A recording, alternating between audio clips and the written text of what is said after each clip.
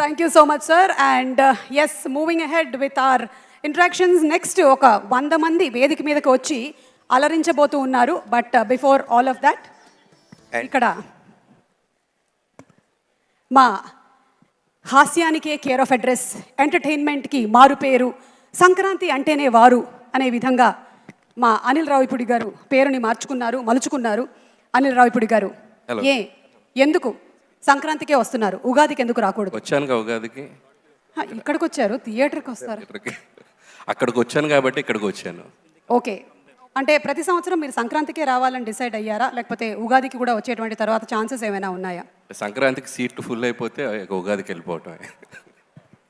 మీరు ఇన్ని సంవత్సరాల నుంచి ఫిల్మ్ ఇండస్ట్రీలో ఉంటూ మీరు డైరెక్షన్ అంటే ఎవరిని ఆదర్శంగా చెప్తారు? మీరు ఆదర్శంగా తీసుకున్నటువంటి దర్శకుల పేరు? నాకు జంజాల్ గారు అంటే చాలా ఇష్టం. So always inspiring. Yes sir, thank you so much Anil garu. మరి ఈరోజు ఉగాది పర్వదినాన్న ఈ షడ్రుచుల్లో నుంచి ఒక రుచిని సెలెక్ట్ చేయాలి అంటే?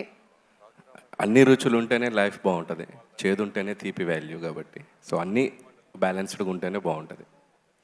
ఇది మీరు చెప్తారా లేదా అని మేము వెయిట్ చేశాము, మీరు అదే చెప్పారు. Thank you so much. Thank you.